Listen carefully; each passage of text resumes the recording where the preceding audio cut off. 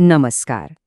कधीकधी अगदी साधे, निरुपद्रवी वाटणारे प्रश्नही इतकी भयंकर उत्तरं घेऊन येतात की आपलं आयुष्यच बदलून जातं.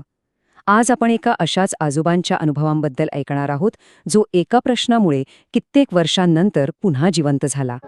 चला तर मग थेट कथेत जाऊया. कथेची सुरुवात होते एका अगदी अगदी साध्या, निरागस प्रश्नाने. गावाच्या कडेला असलेल्या त्या जुन्या घरात नातू रोहन आपल्या आजोबांना सहजच विचारतो, आजोबा, तुम्ही रात्री अंगणात का बसत नाही? हा तसा पाहिला तर किती सामान्य प्रश्न आहे, नाही का? पण याच प्रश्नाच्या पोटात एक भयान भूतकाळ दडला होता, जो आता बाहेर येणार होता. आणि त्या प्रश्नाला आजोबांकडून जे उत्तर मिळतं ते फक्त रोहनलाच नाही, तर आपल्यालाही अक्षरशः हादरून टाकतं. ते म्हणतात, कारण मी तिथे मृत्यू पाहिलाय. एका क्षणात, या एका वाक्याने त्या शांत घराचं वातावरण पूर्णपणे बदलून जातं. एक शांत घर आणि त्यात दडलेलं एक भयंकर रहस्य. तर पहिला भाग आहे एक गूढ प्रश्न. याच प्रश्नाने अनेक वर्षांपासून मनाच्या कोपऱ्यात दाबून ठेवलेली एक आठवण पुन्हा एकदा पृष्ठभागावर येणार होती. तर मग ही गोष्ट आहे गावाच्या अगदी टोकाला असलेल्या एका जुन्या वाड्याची. तिथे आजोबा आणि त्यांचा नातू रोहन राहतात. आजोबा तसे फारसे कोणाशी बोलत नसत, पण रात्र झाली की त्यांचं मौन आणखीनच गडद व्हायचं. जणू काहीतरी त्यांना आतल्यात खात होतं, पण ते कधीच बोलून दाखवत नव्हते. चला, आता आपण थेट त्या रात्रीत प्रवेश करूया, जी आजपासून बरोबर 30 वर्षापूर्वी घडली होती. एक अशी रात्र जिने आजोबांचं आयुष्य कायमचं बदलून टाकलं होतं. रोहनच्या त्या एका प्रश्नाने आजोबांना थेट 30 वर्षांपूर्वीच्या त्या काळ्या रात्रीत ओढून नेलं. म्हणतात ना, भूतकाळ कधीच संपत नाही. तो फक्त वर्तमानात परत येण्यासाठी योग्य वेळेची वाट पाहत असतो. आणि आज ती वेळ आली होती. आजोबा सांगू लागतात, त्या रात्रीचं वातावरणच काहीतरी वेगळं होतं.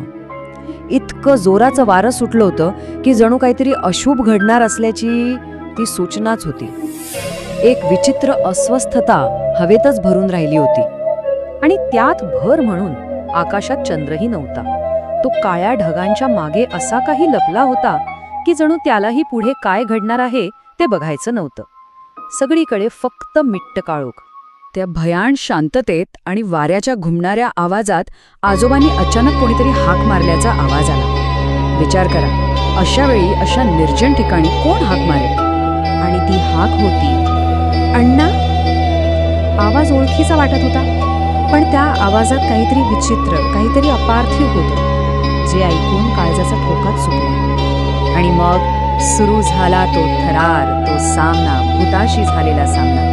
एक अशी भेट जी आजोबा त्यांच्या आयुष्यात कधीच विसरू शकणार नव्हते. आजोबांनी जे पाहिलं ते माणूस तर नक्कीच नव्हतं. पांढऱ्या साडीतली एक बाई, तिचे पाय जमिनीला टेकलेले नव्हते, ती हवेत तरंगत होती. तिचे डोळे पूर्णपणे काळे होते, जणू 2 खोल खड्डे. आणि सगळ्यात भयानक गोष्ट म्हणजे तिला पायच नव्हते. हे दृश्य कल्पना करूनही अंगावर काटा येतो. ती विचित्र आकृती आजोबांच्या जवळ येत एकच प्रश्न विचारते, माझं घर दाखवशील? तिचा आवाज अगदी शांत होता, पण त्या शांतपणातच एक अशी भीती दडली होती जी शब्दांत सांगता येत नाही. अशा परिस्थितीत कोणाचीही घाबरगुंडी उडेल. आजोबांचा तर श्वासच अडखळला. त्यांनी क्षणाचाही विचार न करता मनातल्या मनात देवाचं नाव घेतलं आणि डोळे घट्ट मिटून घेतले.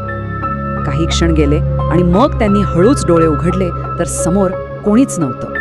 सगळं शांत झालं होतं, जणू काही घडलंच नव्हतं. आणि गोष्ट पुन्हा वर्तमानात येते. आता आपल्याला कळतं की आजोबा ही गोष्ट आजच्या दिवशीच का सांगत आहेत. कारण आज आहे अमावस्या.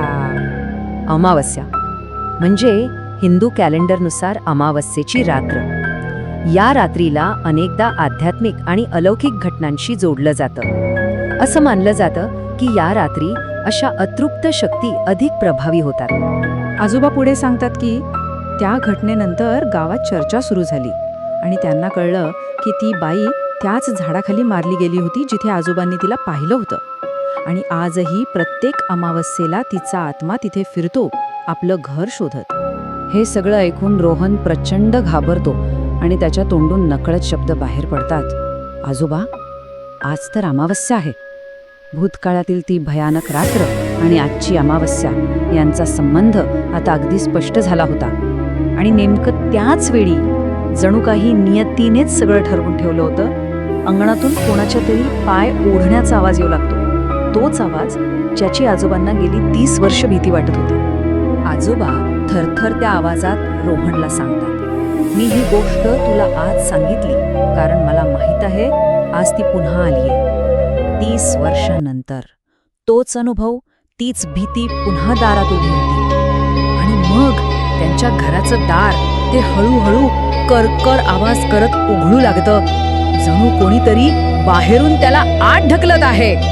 दार पूर्ण उघडतं आणि आतून तोच थंडगार आवाज पुन्हा ऐकू येतो, अण्णा.